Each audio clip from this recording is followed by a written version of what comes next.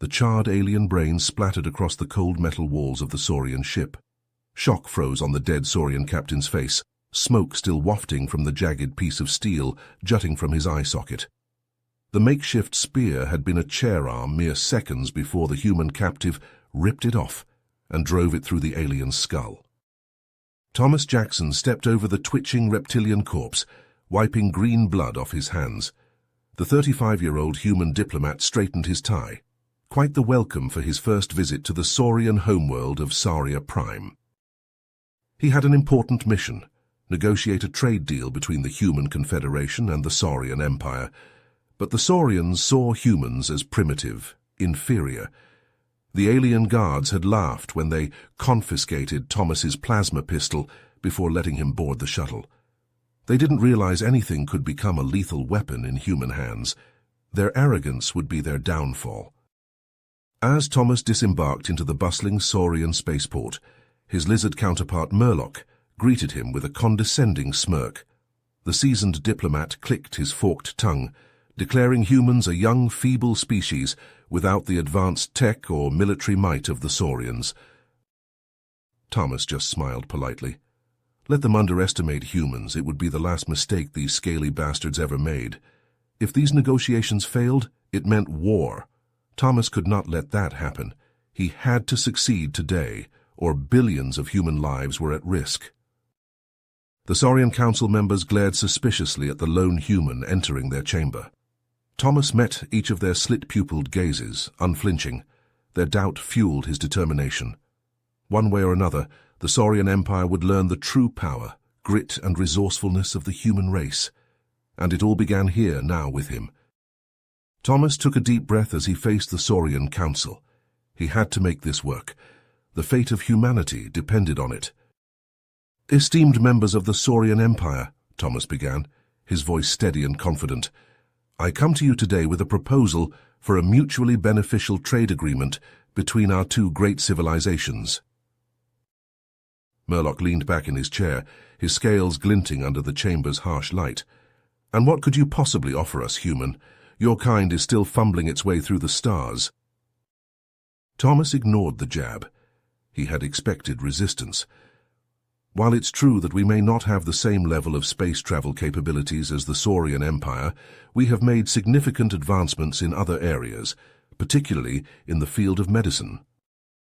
He tapped a button on his wrist, bringing up a holographic display. Images of human doctors using nanoscale surgical techniques and regenerative therapies flashed across the screen. "As you can see, our breakthroughs in regenerative medicine and nanoscale surgery are unparalleled. We believe sharing this technology could greatly benefit the Saurian people." The council members murmured amongst themselves. Thomas pressed on. "In exchange, we seek access to your propulsion technology. With it, we could expand our space exploration efforts and strengthen the bond between our species." Murloc slammed his fist on the table. The murmurs ceased. "You insult us with these paltry offerings: regenerative medicine, nanoscale surgery? We mastered such primitive techniques centuries ago." Thomas frowned. This wasn't going as planned. "I assure you, Murloc, our medical advancements are—" "Enough!" Murloc shouted. "If you truly wish to prove your worth, provide us with your military technology, your weapons. That is the only thing of value you could possibly offer the Saurian Empire." Thomas shook his head. "With all due respect, I believe focusing solely on military technology would be a mistake. The sharing of knowledge and resources across various fields should be the foundation of our relationship, not an arms race." The Saurian representatives erupted into laughter. Murloc sneered. "You naive fool! The Saurians' strength and dominance in the galaxy are built on our military might. It is the only thing that matters." The debate raged on, neither side giving ground. Thomas tried to emphasize the benefits of peaceful cooperation, but the Saurians wouldn't budge from their demand for weapons. Suddenly an alarm blared throughout the chamber. A holographic display flickered to life, showing a massive Saurian warship limping into the star system. Its hull was pockmarked with scorch marks and gaping holes. Murloc cursed under his breath. He turned to Thomas, his eyes narrowing. "It seems our warship has returned from battle with a rival species. It requires immediate repairs. He stood looming over the human delegation. You want to prove your worth, human? Then you and your team will assist in repairing our ship. If you succeed, perhaps we will reconsider our stance on this trade agreement. Thomas glanced at the hologram, watching the warship drift closer. He had a sinking feeling this was a test he couldn't afford to fail. Thomas Jackson and his human delegation were marched through the sprawling Saurian orbital dockyard, escorted by a phalanx of armed guards. The clanking of their boots on the metal grates echoed through the cavernous space. Ships of all sizes hung suspended in zero gravity, tethered by thick cables. Sparks flew from repair drones as they flitted between the vessels. The group approached the damaged Saurian warship. It dwarfed the surrounding ships, its hull scorched and punctured. A towering Saurian in a black uniform strode forward to meet them. His scales were a dull grey, crisscrossed with scars. "I am Commander Krazak," he growled. His eyes flicked over the humans, unimpressed. "I am told you are here to assist with repairs on my ship. I have my doubts about your capabilities, but I have my orders. Follow me." Thomas nodded respectfully. "Thank you, Commander. We'll do our best to help get your ship operational again." Krazak grunted and led them aboard. The interior was dimly lit, with exposed wires and damaged panels lining the corridors. They entered the engine room, where Saurian engineers worked frantically at various consoles. The acrid stench of burnt circuitry filled the air. Thomas and his team fanned out, inspecting the damage. He frowned as he examined the twisted remnants of the propulsion engines. The metal was warped and melted, as if subjected to immense heat. "I've never seen damage like this before," Thomas murmured. "What kind of weapon could have caused it?" Krazak's jaw tightened. "That is not your concern, human. Just focus on the repairs." As Thomas studied the engines, an idea formed. He turned to Krazak. "Commander, I believe I know a way to patch up these engines. It's unconventional, but it might just work." Krazak narrowed his eyes. "Explain." Thomas brought up schematics on his wrist display. Back on Earth, our ancestors faced similar challenges with damaged ships. They used a technique called jury rigging to make repairs with whatever materials they had on hand. He pointed to the melted sections. "If we can weld some scrap metal over these breaches and reroute power through auxiliary conduits, we might be able to get the engines operational again. It won't be pretty, but it should hold until you can get to a proper repair facility." The Saurian engineers muttered skeptically amongst themselves. Krazak silenced them with a glare. He turned back to Thomas, his expression unreadable. "Very well, human. Proceed with your plan, but know that if you fail, the consequences will be severe." Thomas swallowed and nodded. He and his team set to work, scavenging materials from damaged sections of the ship.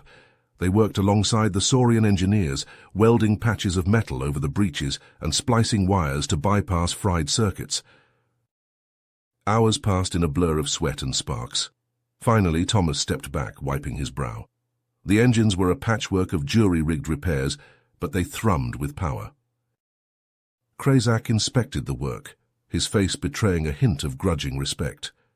"It seems your primitive techniques have some merit after all, human." Suddenly the doors to the engine room slid open. A group of Saurian warriors stormed in, led by a massive specimen with a crested head and a sneer on his face. "What is the meaning of this?" Krazak demanded. "Zorgax, you have no business here." Zorgax ignored him, stalking toward Thomas. "So these are the hairless apes who presume to meddle in Saurian affairs." He jabbed a clawed finger at Thomas's chest. "I've heard of your little negotiation, human. You come here begging for scraps from our table, and now you seek to prove your worth through these feeble repairs?" Thomas met his gaze steadily. "We're only trying to help, Zorgax. Surely you can see the value in cooperation between our species." Zorgax threw back his head and laughed. "Cooperation with humans? Your kind is weak, fit only to serve as prey for the strong." His hand dropped to the energy blade at his hip. "I propose a challenge, human. You and me in single combat. If you win, your delegation may continue your pathetic negotiations. But if you lose, you will leave Soria Prime and never return. Thomas's heart pounded. He knew refusing the challenge would be seen as cowardice, dooming any chance of a successful agreement. But to fight a Saurian warrior in hand-to-hand combat... Krazak stepped forward, his expression grim. Zorgax, this is madness. The human is here under the Council's protection. You cannot... Silence, Krazak, Zorgax roared. This is a matter of honor. The human must accept or be branded a coward. Thomas took a deep breath. I accept your challenge, Zorgax. Name the time and place. As Zorgax grinned triumphantly, Thomas felt a hand on his shoulder.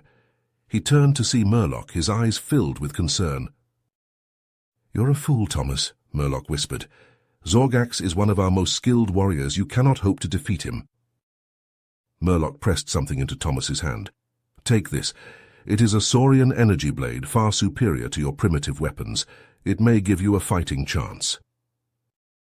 Thomas looked down at the sleek handle, feeling the weight of it in his palm. He knew accepting the weapon was against the rules of the duel. But what choice did he have? He met Murloc's gaze and nodded grimly. Thank you, my friend. I will not forget this kindness. As Murloc slipped away, Thomas turned to face Zorgax. The Saurian warrior bared his fangs in a savage grin. Prepare yourself, human, Zorgax hissed. You're about to learn the true strength of the Saurian Empire. The roar of the crowd was deafening as Thomas stepped into the Saurian Colosseum. The massive arena stretched out before him, a sea of scaly faces jeering and hissing from the stands. The air was thick with the stench of blood and sweat. A pit opened up in Thomas's stomach. This was where he would face Zorgax, one of the Saurian Empire's deadliest warriors. Thomas gripped the hilt of the energy blade Murloc had given him. The metal was cool against his palm. He felt the weight of it, heavier than he expected. He wasn't a soldier. He was a diplomat, trained in the art of negotiation, not combat. But here he was, about to fight for his life and the future of his species. Zorgax emerged from the opposite end of the arena, a mountain of muscle and scales. The Saurian battle-axe in his hands glinted in the harsh sunlight. Thomas swallowed hard. This was a weapon designed for one purpose, to cleave flesh from bone. The two opponents circled each other, sizing each other up. Thomas could see the contempt in Zorgax's eyes. To him, Thomas was nothing more than a weak, fleshy creature, unworthy of sharing the same space. As Zorgax struck first, his battle-axe whistling through the air. Thomas barely managed to bring his energy blade up in time, the force of the blow sending shockwaves up his arms. He stumbled back, struggling to keep his footing on the sandy ground. Zorgax pressed his advantage, raining down blow after blow. Thomas parried desperately, his blade a blur of blue light. But he was outmatched in strength and skill. Each impact drove him further back, closer to the edge of the arena. Is this the best you can do, human? Zorgax sneered. You rely on your precious technology, but what good is it now? You are weak. Your species is weak. You will fall before the might of the Saurian Empire. Thomas gritted his teeth. He couldn't let Zorgax's words get to him. He had to focus. He scanned his surroundings, looking for anything he could use to even the odds. The arena floor was littered with debris from previous fights, broken weapons, shattered armor, chunks of stone. An idea formed in Thomas's mind. He feinted left, then dove right, scooping up a fistful of sand. As Zorgax charged forward, Thomas flung the sand into the Saurian's eyes. Zorgax roared in pain and fury, his swing going wide. Thomas used the momentary distraction to put some distance between them. He darted behind a fallen pillar, his chest heaving. He knew he couldn't win this fight conventionally. Zorgax was too strong, too skilled. He had to improvise. His eyes fell on a piece of metal half buried in the sand. It was a section of a broken shield, its edges jagged and sharp. Thomas yanked it free, an idea taking shape. Using the energy blade, he quickly welded the metal to his forearm, fashioning a crude but effective shield. The crowd murmured in surprise. They had never seen a tactic like this before. Zorgax, his eyes red and watering, bellowed in rage. He charged at Thomas like a runaway freight train, his battle-axe held high. Thomas braced himself behind his makeshift shield, waiting until the last possible second. As Zorgax brought the axe down in a mighty overhead chop, Thomas angled his shield to deflect the blow. The metal rang like a gong, vibrations running down his arm, but the shield held, and Zorgax's own momentum carried him forward, off balance. Thomas seized his chance. He stepped in close inside the reach of Zorgax's battle-axe and slashed with his energy blade. The glowing plasma sliced through the haft of the axe like a hot knife through butter. The head of the weapon spun away, leaving Zorgax holding a useless stub. The Saurian warrior stared at Thomas in shock. The human had outsmarted him, using cunning and ingenuity to overcome raw strength. In that moment, something shifted in Zorgax's eyes, a flicker of grudging respect. Thomas pressed the tip of his blade to Zorgax's throat. "Yield," he said, his voice steady. "The duel is over." For a long, tense moment, Thomas thought Zorgax might refuse, that the Saurian's pride would demand he fight to the death. But then, slowly, Zorgax lowered his head. "I yield," he growled. "The victory is yours, human." The crowd erupted into chaos. Some cheered, others howled in outrage. But Thomas barely heard them. His heart was pounding in his ears, his breath coming in ragged gasps. He had done it. Against all odds, he had bested a Saurian warrior in single combat. He had proven humanity's worth. As Thomas walked out of the arena, he caught Murlock's eye in the crowd. The Saurian diplomat nodded, a hint of a smile on his scaly lips. They both knew this was only the beginning. There were still negotiations to be had, alliances to be forged. But today, Thomas had shown the Saurian Empire the true strength of the human spirit. And that was a victory in itself. The Colosseum fell into a stunned silence as Thomas stood over Zorgax's defeated form. The only sound was the human's heavy breathing and the clattering of the Saurian's battle-axe hitting the ground. Zorgax looked up at Thomas, a mix of shock and begrudging respect in his eyes. Murlock pushed his way through the crowd and into the arena. He approached Thomas, his expression unreadable. Thomas tensed, unsure of how the Saurian diplomat would react. But then Murlock smiled. He grasped Thomas's arm, lifting it high in the air. "Behold," Murlock shouted to the crowd, "this human has proven his worth. Through cleverness and skill, he has bested one of our finest warriors." The Saurians erupted into cheers, their earlier hostility forgotten. Thomas felt a rush of relief. He had done it. He had secured the trade agreement and proven humanity's value as allies. As Thomas and his delegation prepared to depart Sauria Prime, an alarm blared through the spaceport. Saurian soldiers rushed past, their faces grim. "What's going on?" Thomas asked a passing officer. "A scout ship just returned from deep space," the officer replied. "It's in bad shape. The crew is barely alive." Curious, Thomas followed the soldiers to the docking bay. He watched as the scout ship limped into port, its hull scorched and pitted with blast marks. The hatch hissed open, and a female Saurian stumbled out, her uniform torn and bloody. "Commander Valna!" Murlock rushed forward to catch her as she collapsed. "What happened out there?" Valna coughed, her breathing labored. "We encountered a new species," she rasped. "The Xerax, they're unlike anything we've ever seen. Their technology is advanced. They have weapons that can destroy entire planets." Thomas felt a chill run down his spine. A species capable of destroying planets? The implications were staggering.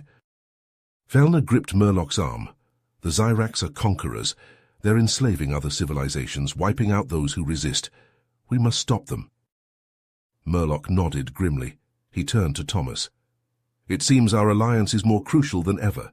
The Saurian High Command is calling an emergency meeting. Your presence is requested." At the meeting, the Saurian leaders laid out the situation. The Xerax posed an existential threat to the galaxy. No one species could stand against them alone. "We propose an alliance," the Saurian Prime Minister said. "Our military strength combined with human ingenuity and adaptability, Together we may have a chance. Thomas didn't hesitate. Humanity stands with you, he said.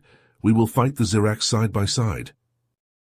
Over the following weeks, Thomas worked closely with the Saurian military, developing strategies and weapons to combat the Zirax threat. Human scientists and engineers pored over captured Zirax technology, seeking weaknesses to exploit. But the war was taking its toll. The Zirax struck without warning, hitting Saurian outposts and colonies. Casualties mounted on both sides. Then came the day that shook Thomas to his core, a Zirax surprise attack on a key Saurian military base, and among the fallen was Murloc, Thomas's friend and ally. Thomas stood over Murloc's body, grief and rage warring within him. Murloc had believed in the alliance, had fought for it. His death only strengthened Thomas's resolve. As the human delegation prepared to return to Earth, Thomas looked out at the stars, his jaw set. The battle against the Zirax would be long and hard.